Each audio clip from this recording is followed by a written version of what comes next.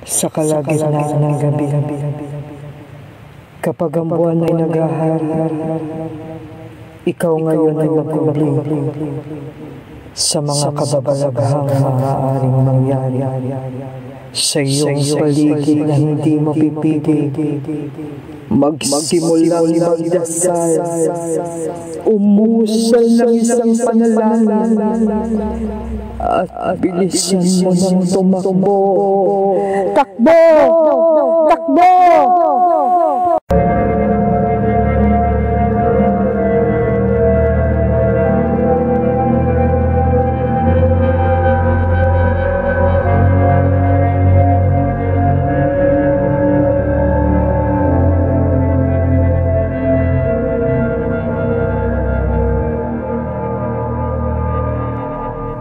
Nakakonfine ngayon si Valerie sa isang mental institution. Kailangan niyang magpagaling. Sa sitwasyon nito ay napakahirap na makasama nila ito sa bahay. Natatakot ang mga doktor na baka delikadong may kasama itong bata. Baka daw sa pagkakataon na atakihin nito ng topak sa utak ay masaktan nito ang bata. Hindi maaaring mag-leave si Miguel sa trabaho. Napakarami niyang obligasyon. Kailangan din naman niyang masuportahan si Valerie sa kanyang pagpapagamot at hindi din maaaring huminto si Mateo sa pag-aaral. Mabuti na lang at hindi na din nagsampa pa ng kaso ang mga magulang ni Ivan. Nalaman kasi nilang ang anak at ang mga kaibigan nito ang dahilan bakit tuluyan nang nagalit si Mateo. Tinuturing na lang nilang isang aksidente ang lahat. Ikaw ba si Police Director General Miguel de Vera? Tanong ng may isang katandaang babae sa kanya. Ako nga po. Ano pong maitutulong ko sa inyo? Maaari ka bang makausap? Hindi mapakali ang babae. Palinga-linga ito sa paligid. Nawaring nag-aalala. Sige po. Pero hindi dito. Maaari ka bang sumama sa akin? Dumikit pa ito sa kanya. Pilit na inabot ang kanyang tenga at bumulong ulit. Hindi dito. Baka marinig nila tayo. May sayad yata ang babaeng ito. Pero tingin naman ni Miguel ay harmless ang matanda. Di hamak na mas matangkad at malakas siya sa babae. Hiniling lang niyang makita ang loob ng bitbit nitong bag para masiguradong wala itong dala na maaari nitong gamitin para saktan siya. Walang imik ang matanda habang nasa biyahe sila. Magsasalita lang ito kapag sasabihin sa kanya kung saan siya liliko o kung saan sila dadaan. Malayo-layo ang kanilang tinungong lugar. Isang liblib na kumbento. Tahimik na sumenyas ang matanda na dito na ang destinasyon nila. Bumaba sila. Naglakad na ang matanda na halos hindi siya nililingon. Sumunod lang siya dito at nakiramdam. Napakatahimik ng lugar. Pagpasok nila sa main gate ng kumbento, ay may mga matatandang madre pa siyang nakita. Hindi naman niya kinausap ang mga ito. Dire-diretso lang na naglakad ang matanda papasok. Sumunod lang siya. Madilim ang nilusutan nilang pasilyo. Patungo sa isang paikot na hagdan pababa ng basement. Dalawang batang pari ang nakita niyang nagbabantay sa pintong kanilang tutunguhin. Sumenyas ang matanda at agad na pinagbuksan sila ng pinto.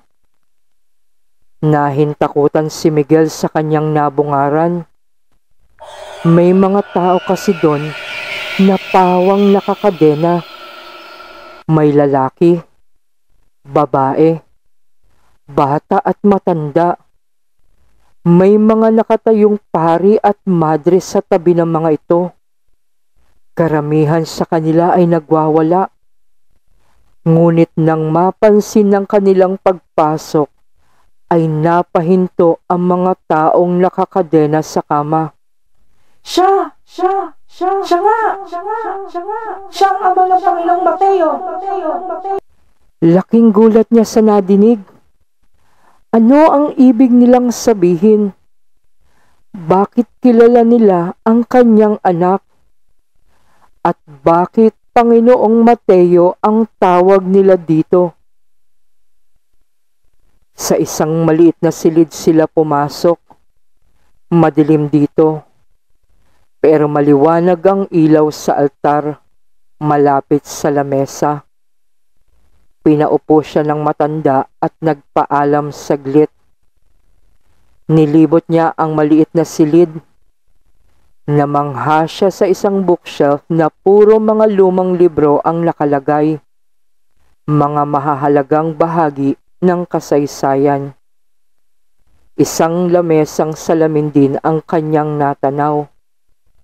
Nakita niya doon ang ilang artifacts, lumang krusipiyo, mga pigtas na rosaryo, mga piraso ng papel na may mga nakasulat na hindi niya maintindihan, nakasulat sa ibang lengguwahe. Napadako ang paningin niya sa isang bahagi ng silid at doon niya nakita ang isang larawang pamilyar sa kanya. Ang larawan ni Mateo noong siya ay isang sanggol pa lamang. Siya ang dahilan bakit kailangan kitang makausap. Paglingon niya sa matanda, ay nakasuot na ito ng damit pang madre. Ako nga pala si Madre Superiora, Dolores Ibanez. Maupo ka, Miguel. Marami tayong pag-uusapan. Parang hindi gusto ni Miguel ang pakiramdam niya. Pakiwari kasi niya ay may malalaman siyang isang bagay na hindi niya magugustuhan. Kilala mo ba siya? May binuksang isang album ang madre sa harapan niya. Mahinang tango lang ang naging tugon ni Miguel. Hindi niya makakalimutan ang mukha ng lalaking nagtangkang pumatay kay Mateo noong siya ay sanggol pa lamang. Ang paring nagsasabing anak ng demonyo ang kanyang anak. Siya si Father Nicolas Samonte, ang head ng Office of Exorcism na galing pang Vatican. Mataman siyang nakinig sa sinasabi ng Madre Superiora. Dumating daw ang Paris sa bansa sa pag-asang dito nila mahahanap ang sanggol na siyang sinasabing magdudulot ng tiyak na kapahamakan sa sanlibutan. Hinanap nila ang nanay na magsisilang ng isang sanggol na may tatak ng dyablo sa punlo ng tenga nito. Ang tatak ng dyablo na 666. Nahanap nila ang inang magsisilang sa bata at dito siya dinala. Inalagaan at iningatan. Ngunit sadyang mapanlinlang ang demonyo.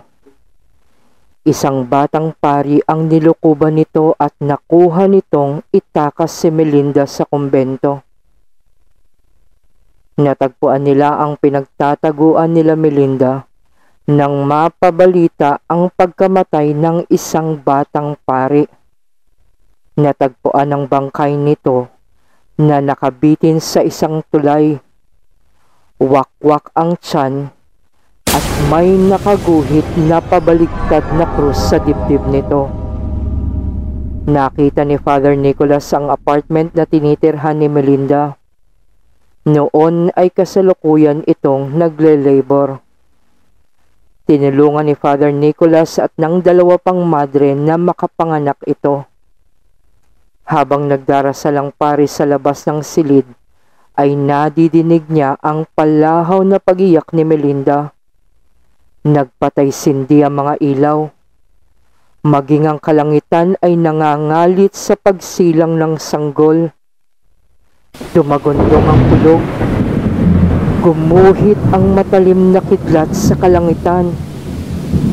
Bumuhos ang napakalakas na ulan hanggang sa madinig na lang ni Father Nicholas ang pag-iyak ng isang bagong silang na sanggol. Nang pasukin niya ang silid, ay natagpuan niya sina Melinda at ang dalawang madre na wala ng mga buhay. At kitang-kita niyang nakangiti ang bata at balot na balot ito ng dugo ng sarili nitong ina. Ilang beses daw sinubukang ilabas ni Father Nicholas ang sanggol sa apartment, ngunit hindi niya iyon magawa. Isang araw ay kinailangan niyang umuwi sa kumbento para kumuha ng ilang kagamitan para masimulan na ang exorcism sa sanggol. Ngunit sa pagbalik nito, ay natagpuan nga sila ng pari sa apartment.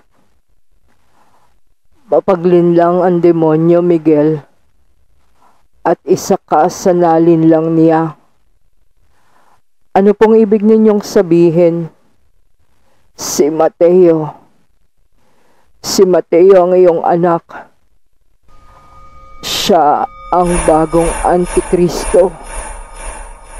Nahintakutan si Miguel sa nadinig sa madre. Tumalikod dito at tinungo ang larawan ng anak na nakasabit sa pader. Kailangan siyang mamatay, Miguel. Kailangan mo siyang patayin. Hindi ko mapapatay ang sarili kong anak. Napasabunot siyang napaupo sa sahig. Naguguluhan siya. Naalala niya ang kanyang asawang si Valerie. Naalala niya din si Ivan na napatay ni Mateo. Marami pa siyang papatayin, Miguel. Lahat ng mga mahal mo sa buhay ay dadamay niya. Nasa kamay mo din ang ikakaligtas nating lahat. Nasa kamay mo ang kaligtasan ng sangkatauhan. Iniabot ng madre sa kanya ang 3 punyal na dala-dala pa daw ni Father Nicholas galing Vatican at isang maliit na libro ng dasalan. 3 gabi mula ngayon ay kabilugan ng buwan. Sa gabing iyon lang siya may pagkakataon na patayin ng bata sa harap ng isang lumang simbahan na tinuro sa kanya ng madre.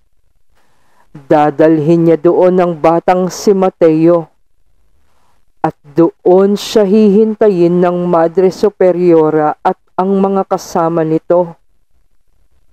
Naiisip ni Miguel na sabihin sa anak na dadalawin nila ang kanyang mami para makumbinsi itong sumama sa kanya. Nang sa ganoong paraan ay hindi ito makakatanggi. Sasabihin niya ding pagkatapos ay pupunta sila sa mall para makapaglaro sa paborito nitong arcade. Dumating ang araw na hinihintay ni Miguel. Napapayag naman niya si Mateo na sumama sa kanya. Kundangan nga lang at mas pinili nitong unahing mag-arcade kaysa ang bisitahin ang kanyang ina. Tahimik na pinaglalaroan ng bata ang nakuhang laruan sa mga tiket na naipon niya mula sa paglalaro sa arcade.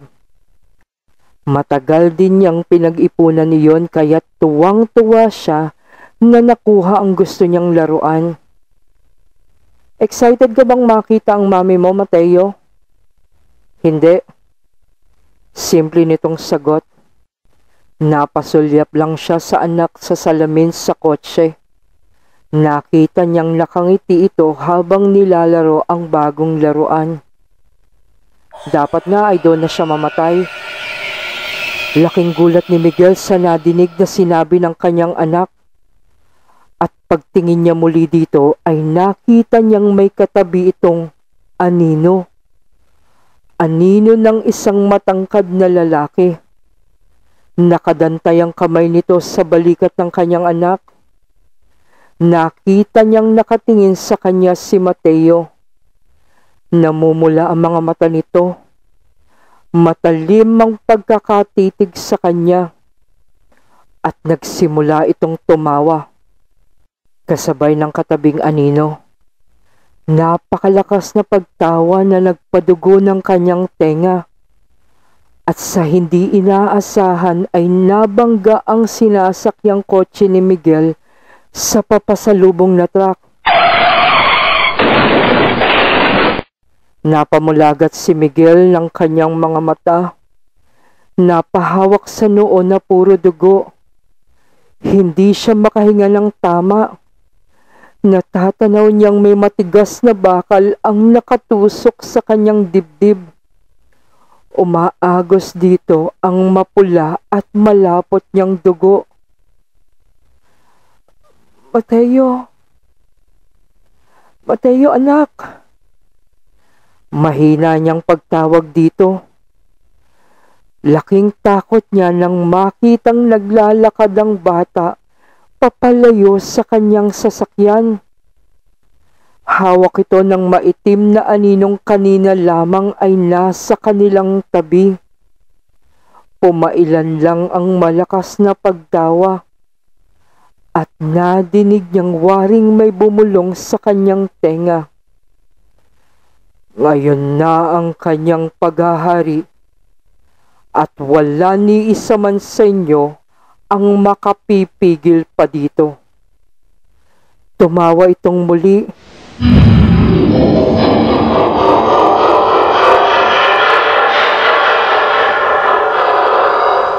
At unti-unting nagdilim ang paligid para kay Miguel. Tuluyan na siyang binawian ng buhay. Abangan ninyo ang susunod na kabanata. Hanggang sa muli, paalam.